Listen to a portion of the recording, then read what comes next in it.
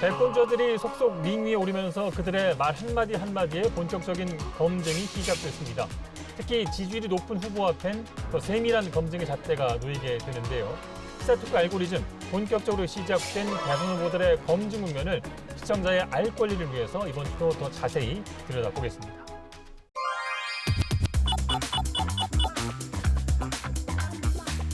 네, 정치 천재 봉도사 정봉주 전 의원, 자유여전사 이현주 전 의원 모셨습니다. 안녕하십니까?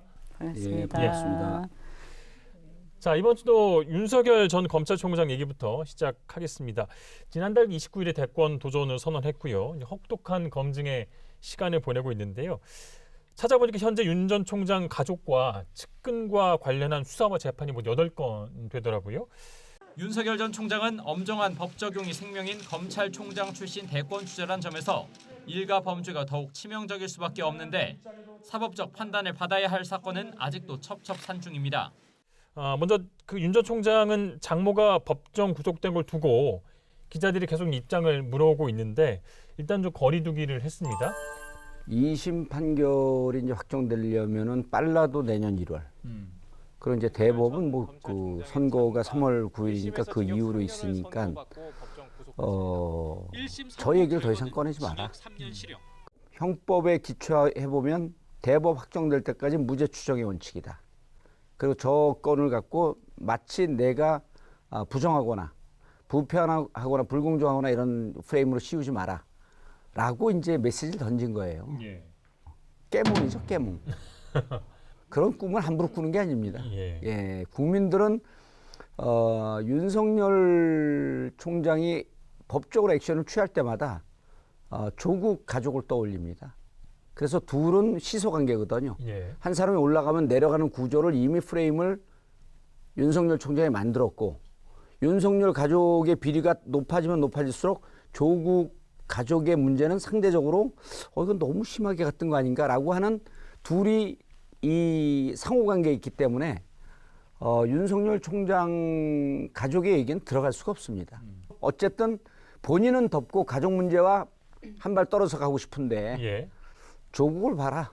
당신 조국과 조국 가족을 분리해놨냐. 이렇게 할 얘기가 없는 거죠. 부메랑이 돼서 돌아오겠다. 예. 물론 뭐 좋은 일은 아닙니다만 예. 저는 국민들이 이 장모권을 가지고 그 자체를 가지고 총장한테까지 문제를 삼거나 하는 것은 기존에 뭐 어차피 윤 총장에 대해서 부정적인 시각으로 바라보시는 분들 말고는 예. 큰 영향은 없다 이렇게 생각을 합니다. 다만 이제 이 문제를 대하는 윤 전 총장의 어떤 태도 이런 걸 지켜보겠죠.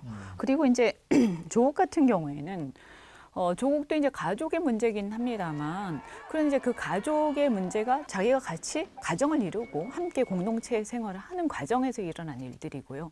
그 문제들에 대해서 자기가 모른다라고 말하기가 굉장히 어려운 일들입니다. 그래서 저는 이것을 연장선상에서 그냥 똑같이 비교하기는 굉장히 어렵다 이렇게 생각을 합니다. 지금 파주 요양병원 부정수급 사건은 2013년서부터 2015년 동안 25개월 동안 그러면 결혼은 2012년이거든요. 그리고 2011년에 장모가 조사를 받습니다. 그 개설하고 이 과정에 윤 총장이 개입한 건 아니고요. 그죠? 그러니까 사실관계, 그러니까 범죄 사실에 대해서 그 팩트에 대해서 그 행위에 대해서 개입한 건 아니지 않습니까? 그건 전혀 무관한 상황인 아니 거죠. 개입했다고 얘기하는 게 아니고 네. 지금 문제는 뭐냐면 그러니까 제가 얘기하는 거는 제 말씀 들어보세요. 제가 얘기하는 거는 윤 총장하고 전혀 관계없는 사실관계라는 거고요. 예를 들어서 가족관계에 대해서 조사 안 받아보셨잖아요. 가족관계 쭉 얘기하거든요. 가족관계를 다 묻고요. 그럼 우리 사위는 검사입니다라고 하는 얘기를 조사 과정에 얘기가 안 나올 수가 없는 거예요. 그리고 많은 사람들이 여기서 왜 의혹 제기를 하냐면 2015년에 자 10억을 투자하고 다 날린 분이 4년 실형을 살고 들어갑니다. 예. 그런데 장모 최모 씨는 경찰 조사 과정에서 검찰이 입건도 하지 않습니다. 경찰이 6년 전에 왜 불입건 됐나? 그런데 지금 갖고 3년을 살았나? 3년형을 받았나? 그럼 사위는 검사라고 하고 혹시 윤석열 총장이 개입하지 않았을까라고 하는 의혹만 제기하는 거고요. 판단은 이 방송을 보는 시청자분들이 하는 거죠. 예. 근데 그때 만약에 입건 됐으면 그냥 집행유예 받았을 텐데 이번에 입건 돼가지고 이제 실형을 사시는 거죠. 좀 아이러니한 결과다 이런 생각도 드는데요.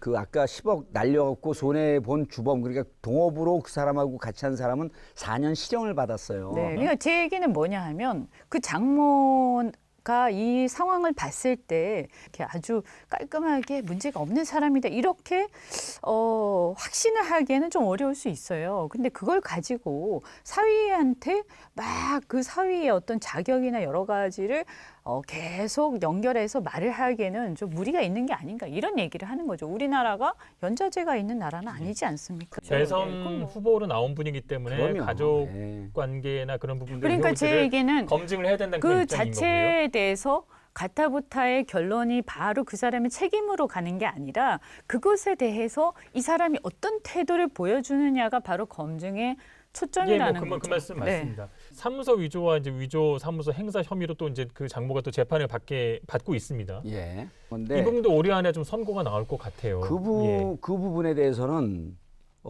장모가 그 조사 과정에서 진술이 나온 적이 있는데 이건 문제가 있다. 법정에서도 그 인정을 했었죠. 본인이 인정을 했습니다. 예, 네네. 본인이 인정을 했어요. 이건 문제가 있다. 그리고 그냥 사무소 위조한 게 끝난 게 아니고 그거로 어마어마한 액수의 그 대출을 받아서? 받았거든요. 그래서 이제 저건도 있고 이게 너무 많아갖고 이게 무슨 어렸을 때 그 집에서 줄줄이 사탕집을 했는지 모르겠어요. 그 줄줄이 사탕 나오듯이 계속 나와요 이게. 이와 함께 서울중앙지검 반부패 수사 2부는 윤석열 전 총장 아내 김건희 씨가 대표로 있는 전시기획사 코바나 컨텐츠의 뇌물성 협찬금 의혹과 함께 김 씨가 도이치모터스 주가 조작 과정에 돈을 대는 등 깊숙하게 연루됐다는 의혹에 대한 수사를 진행하고 있습니다. 그렇죠. 이제 도이치모터스도 좀 정리를 해줄 필요가 있는데 도이치모터스는 그 계좌가 김건희 씨 명의로 그 도이치모터스 주식을 샀고 그때 당시에 이제 8억을 주고 샀죠. 예. 그리고 그 주가 조작에 주가가 이제 계속 그 떨어지니까 8,000원, 그 9,000원이 뭐 1,800원까지 떨어졌다. 그래서 주가를 끌어올리려고 선수 이모 씨를 만났는데 이모 씨를 만나서 김건희 씨의 계좌, 주식 계좌와 그다음에 10억 원을 추가로 줬다는 거거든요. 2013년에 8명의 동업자 중에 1명이 경찰청에 제보를 합니다. 그 이제 경찰이 수사를 해요. 경찰이 보니까 이게 진짜 주가 조작의 흔적이 의혹이 있어서 그럼 주가를 언제 오르고 언제 내렸나라고 하는 것을 보기 위해서는 금감원에 요청을 해야 되는데 경찰은 할 수가 없답니다. 그러면 그것을 검찰이 수색영장을 신청을 해야 되는 거예요. 수색영장을 신청해 주십시오 그러고 부탁을 했는데 7개월 동안 검찰이 묵묵부답해요. 그래갖고 그냥 종결된 사건이거든요. 그다음 또 하나는 주가 조작으로 문제시 주목되었던 사람과 그 사람이 장모의 IP, 동일 IP를 갖고 열 몇 차례 거래한 흔적을 찾았다. 그래서 이것은 빼박이 증거다라고 하는 게 검찰발 기사로 나온 거죠. 그 도이치모터스 주가 조작 사건에는 김건희 씨와 장모가 계좌는 김건희 씨 그 계좌였고 장모는 본인의 입으로 자기가 다 주도했다고 하니 둘은 이 부분에 대해서 소환돼서 조사를 받을 수밖에 없는 거죠. 그 주가 조작은 우리 개미 투자하면서 손해 보는 사람들이 많아서 주가 조작이 됐다라고 하게 되면 일반인들 감정이 확 떠납니다. 아니 저는 그렇게 생각해요. 이거를 사실은 뭐 변명을 하거나 아니면 옹호를 하거나 이게 사실이 안 밝혀진 부분에 대해서는 우리가 분명히 보호할 것들은 해야 되겠죠. 근데 이제 윤석열 검찰총장이 검찰총장으로 2019년에 이제 내정이 되고 또 청문회를 거치는 거죠. 예. 그래서 저는 이걸 보면 사실은 이분이 대선 주자로서 적합하다 아니다. 이 이전에 검증을 제대로 못했다. 검증을 그럼 예. 제대로 하지도 않고 검찰총장으로 내정을 했다는 말이냐.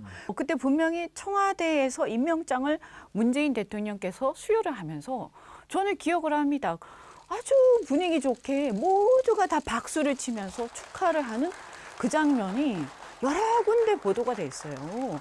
그러면 거기 있는 청와대에 계신 분들은 좀 더 바보입니까? 아니면 알면서 이걸 검증 안 했을 리가 없어요. 그리고 나서 이제 상대 진영에 또는 반문 진영에 대선 주자로 나올 것 같으니까 또 이제는 거꾸로 막 이렇게 헐뜯고 하는 것을 보면 뭐 헐뜯을 자격이나 있나? 전 그렇게 생각합니다.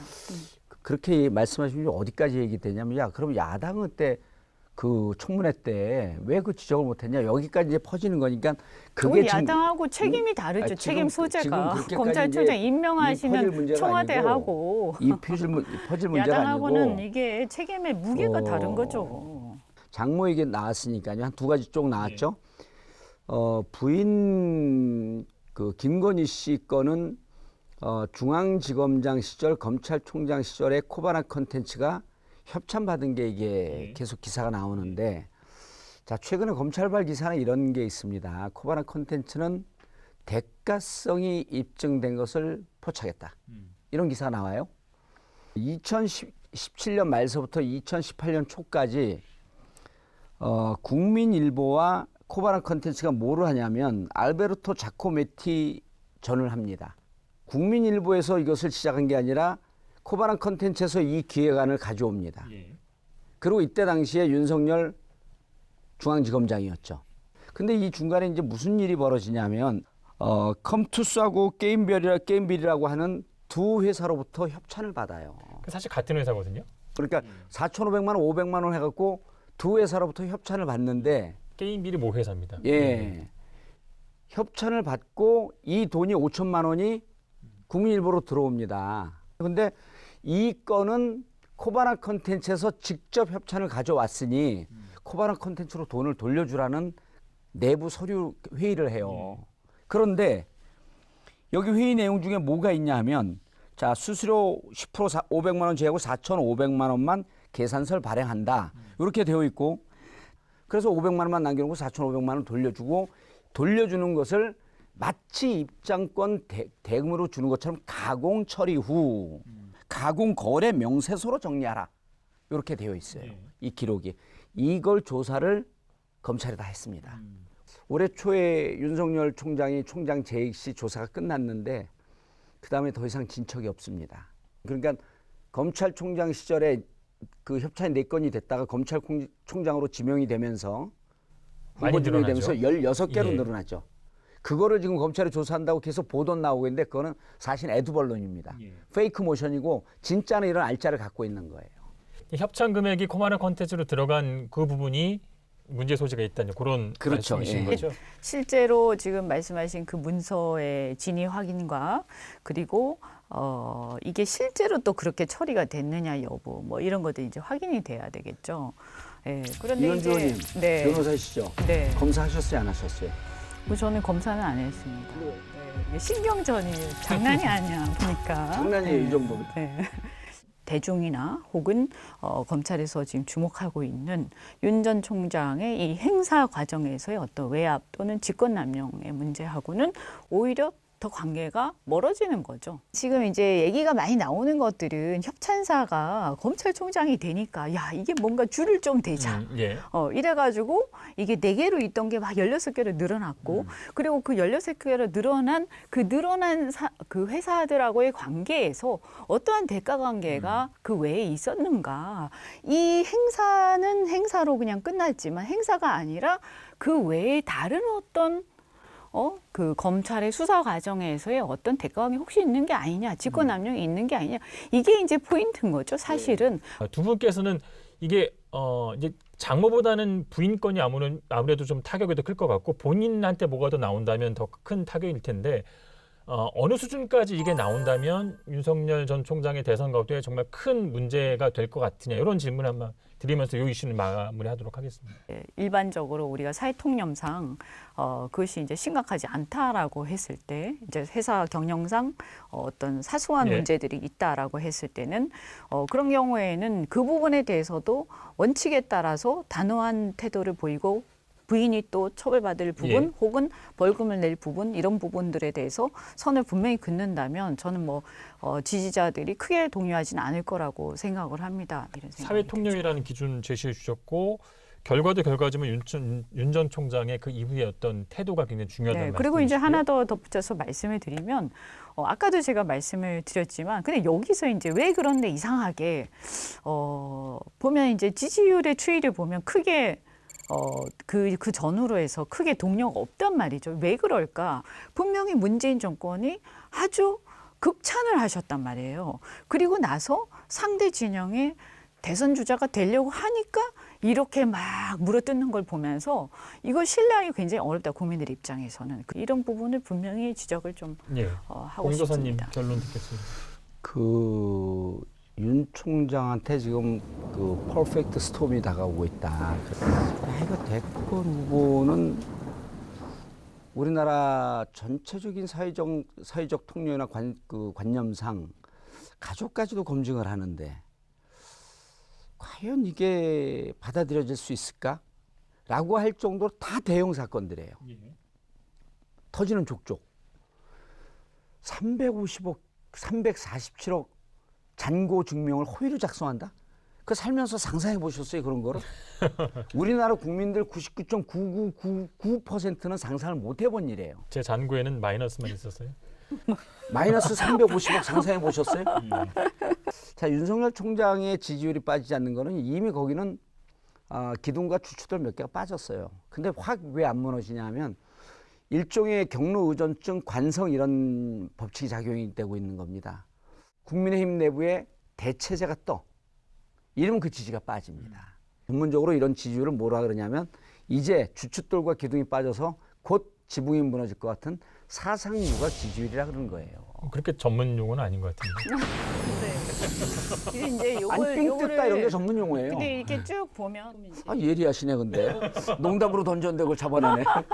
주목할 만한 변화는 좀 있는 것 같아요. 이렇게 보면 그 사생활에 대한 문제가 지지율의 추이에 큰 영향을 미치지는 않는. 큰 영향을 미칩니다. 대선은. 그렇습니까? 네, 대선은 큰 영향을 그러면 미칩니다. 이재명 지사도 검증이 끝났습니다. 자, 자연스럽게 민주당 1위 후보 이재명 경기도지사 얘기로 좀 넘어가겠습니다.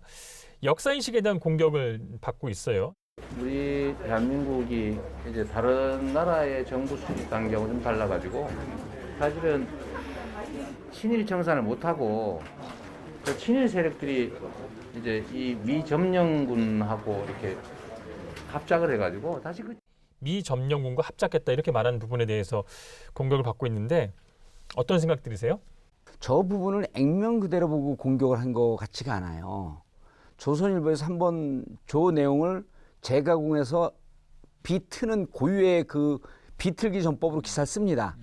점령군이라고 하는 표현은 그때 당시의 역사 인식에 따라서 미군을 점령군으로 표현한 여러 가지 문건이 있었고, 그리고 그 미군정이 노독술 같은 이제 친일 경찰들, 친일 세력들을 거의 그대로 대부분이 등용을 했다라고 한 얘기를 한 거거든요. 근데 이제 윤석열 총장의 비판은 미군은 점령군이라고 표현하고 소련군은 해방군이라고 표현한 게 이게 말이 되는 거냐. 그리고 이제 또 기회를 잡은 그 국민의힘 최고위원들이 색깔 공세를 한 거예요. 망명을 하라. 근데 김재원 최고위원이 굉장히 세게 발언하셨더라고요. 근데 저희는요. 그 문서가 영어로 돼 있으니까 제가 영어로 얘기할게요. 땡큐. 아니, 영어 학원까지 하신 분이 너무 간단한 영어를 쓰신 거 아닐까? 영어로 좀 길게 할게요. 땡큐 so much. 왜냐면요. 색깔 공세는 하면 할수록 우리한테 유리합니다. 이제는. 신물을 느끼는 사람들이 중도층 사람들이에요. 이게 진보 보수는 이미 자기들 가치관이나 역사적 인식이 이미 고착화되어 있습니다. 그럼 중도에 있는 분들은 지나친 색깔 논쟁, 그다음 어거지 이념 논쟁 이런 거에 무척 아주 염증을 느껴야 해요. 그래서 이번에 저 색깔 논쟁은 실질적으로는 이번에 이제 두 가지를 던져줬거든요. 윤석열 총장이 색깔론을 던졌고, 그다음에 김재원 최고위원이 또 색깔론을 던졌고, 김재원 최고위원이 또 하나 지역 논쟁을 던졌어요.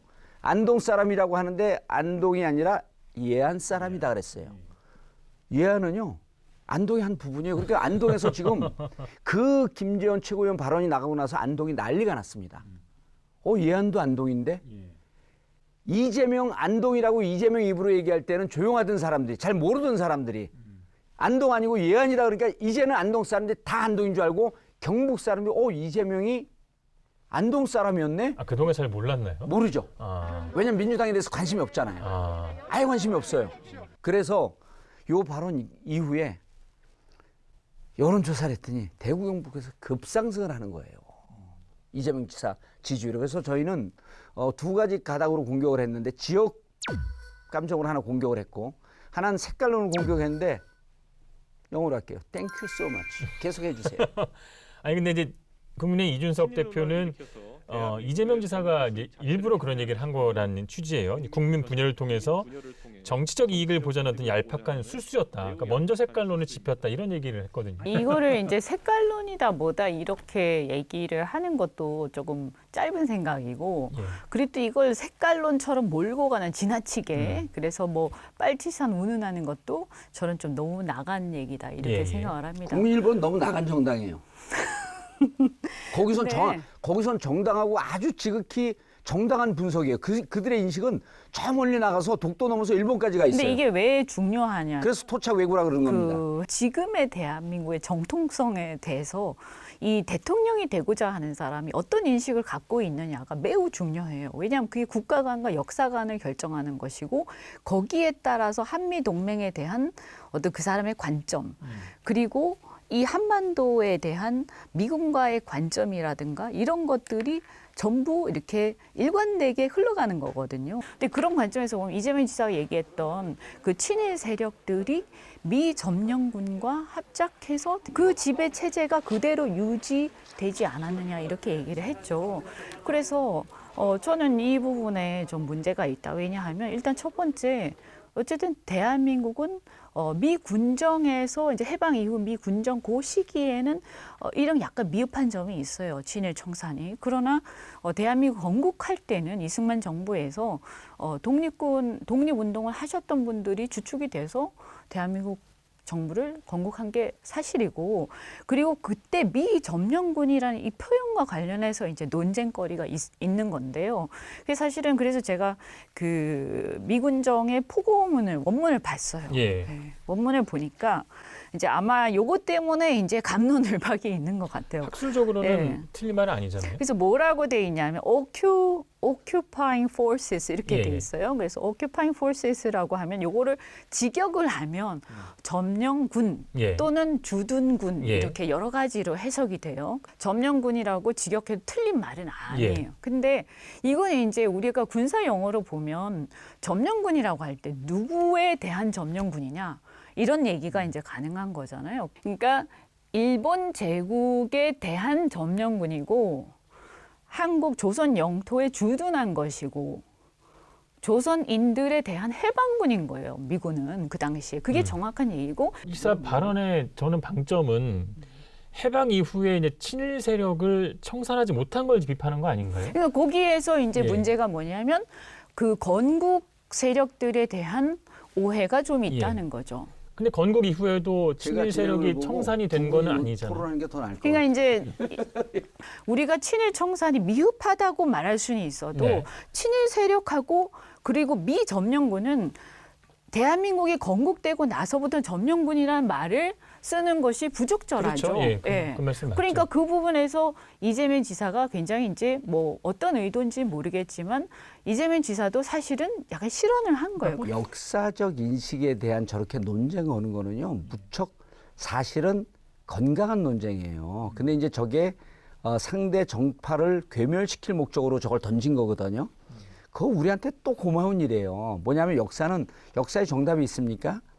우리는 친일파가 주도한 정부가 박정희 정부로부터 20년간 끌어왔고 전두환 노태우까지 이어오는 것이 다 친일의 후손의 세력이고 그게 독재하고 결탁을 했다. 이렇게 정리하면 우리가 보기엔 그렇지 않습니다라고 하는 것이 치열하게 논쟁하는 것이 역사관인 거거든요. 그래서 이렇게 역사관에 대해서 논쟁하는 거 좋다는 겁니다. 그런데 이것을 빨갱이 논쟁 골라는 거예요. 빨갱이하고 종북 타령해라. 우리는 북한 가서 북한과 합작하면서 북한 경제 살리고 한반도 경제 살리겠다라고 하는 보다 거시적인 목표를 갖고 있으니까 저렇게 논쟁하는 거 전혀 두렵지가 않은데 시기별로 어떤 주제와 어떠한 정치적 상황에 따라서 이 국가의 관계는 어떻게 될 것인가. 국제 관계는요. 기본적으로 아나키즘입니다. 그때 당시에 미군의 지휘는 점령군이었습니다. 그리고 우리 정부가 수립된 이후에 그때부터는 한미동맹으로 바뀌는 거죠. 핵심은 그들이 친일에 그리고 그 이후에 수립된 정부가 친일 잔재를 제대로 청산하지 않았다라고 하는 것을 힘줘서 얘기한 거예요. 20년 동안 친일의 막내 관동군의 장교가 들어와서 이 땅을 20년 동안 통치하면서 친일의 잔존을 그대로 가져갔다라고 하는 우리의 역사인식을 얘기한 거고 그쪽은 아니라 그러면 되는 겁니다. 그리고 그 논쟁 속에서 국민들이 더 박수를 보낸 쪽에 정권을 주는 겁니다. 그 역사 인식이 다양할 수는 있지만 제가 얘기하는 거는 근본적인 기본적인 국가 전략에 대한 국가의 정통성에 대한 역사 인식은 합의가 돼야 돼요. 대한민국 국민이라면 동의해야 할 그럼요. 인식이 그게 필요하다. 최소한의 합의가 있어야 돼요. 예. 그것도 없이 그냥 중구난방되면 그 그 인식에 국가가 아닌 있어서 거예요. 이재명 지사의 발언이 벗어났다고 그래서 보시는 거예요? 저는 지금의 대한민국이 미 점령군과 합작해서 친일 세력들이 합작해서 세운 그러니까 그 부분은, 나라다라는 예. 식의 인식은 지금의 현재 미국이 예. 우리를 점령하고 있는 건 아니지 그럼 않습니까? 그렇게 정리를 하죠. 아마 그때의 저는 실현을 미군과 하고. 네. 이제 한일 상호 방위 조약 이후의 미군은 이제 다르다는 거 분명히 얘기했어요. 얘기했어요. 그런 부분은 네, 맞습니다. 그렇게 그게 정리하도록. 나중에 문제가 되니까 자기가 이제 해명을 한 거죠. 본인도 이제 자기가 잘못했다고 인정을 뭘 했으니까. 잘못해요? 이 부분은 아주 최소한의 합의가 저는 있어야 된다고 생각을 예, 합니다. 알겠습니다. 네. 자, 민주당 경선 얘기 좀 해보죠. 흥행을 위해서 TV 토론도 4번 늘리고 국민 면접도 3번 또 실시를 했습니다. 간단하게 좀 관전평부터 좀 이런 형식에 대해서 말씀해 주시겠습니까? 김경률 회계사 이 면접관 취소 해프닝이 있으면서 애초부터 그냥 재미가 반감돼 버렸다. 이 말씀을 드리고요.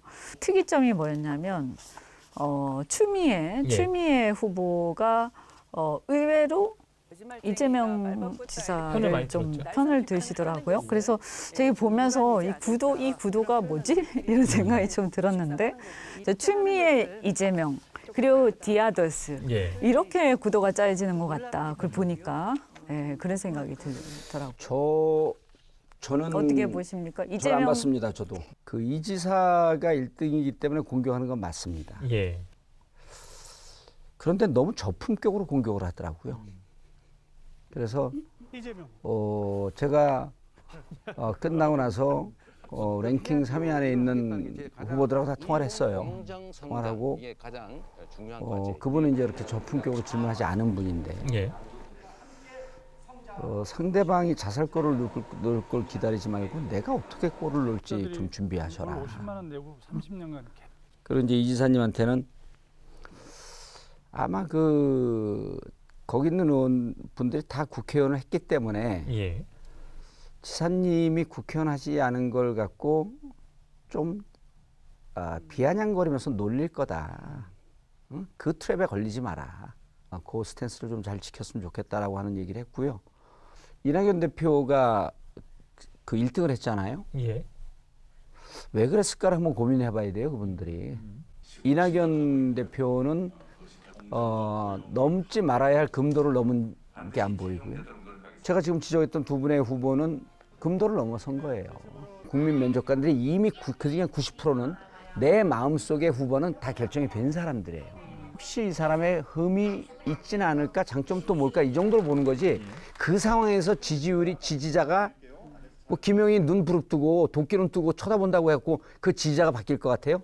그게 정치하는 사람들의 착각입니다. 이재명 지사를 공격하고 싶은 그런 마음은 있었지만 어쨌든 실패한 공격이었다. 그리고 본인들의 점수를 갉아먹는 그런 공격이었다. 발끈도 좀 하신 것 같은데. 그게 이제 왜냐하면 자기는 말은 안 하지만 이게 하나의 비리가 체인처럼 얽혀지면서 가족사까지 항상 이게 리마인드를 시키는 거예요. 그러니까 본인은 너무 아픈 거예요. 이게 힘들고. 그래서 그런 거를 그나마 동지라고 하는 카테고리 안에 있으면 안 했으면 하는 생각이 좀 있는데 속으로 이렇게 얘기하고 싶었겠죠. 국민의힘들도 당신처럼 질문 안 해. 또 빙의하시는 거예요? 예, 이렇게 얘기하고 싶었겠지만 이제 그걸 안 한 건 천만다행이고 그래서 근데 제가 볼 때는 그 바지 발언 예. 굉장히 실수를 하신 것 같아요. 사실은 이 바지 발언의 실수를 이제 하기를 원했겠죠. 바지 발언의 이 저거 좋아하는 맥락 거 봐. 그러니까 그 소위 말하는 스캔들에 대해서 아 이제 그 얘기는 이제 그만합시다 이렇게 말씀하셨는데 그럼 제가 혹시 바지 한 번 더 내릴까요? 그거하고는 다른 어떻게 하라는 겁니까? 잘 모르는 이제 예. 정치에 크게 관심이 없는 사람일수록 이 얘기하면 이게 무슨 말이지? 이렇게 되는데 바지를 내릴까요? 이러니까 어머나 막 이렇게 되는 거예요. 이낙연 전 총리가 이제 국민 면접에서 가장 높은 점수 받았다는 말씀도 해주셨고 또 품격을 잘 지켰다는 그런 평가하셨는데 제가 이제 영상으로 대권 도전했잖아요.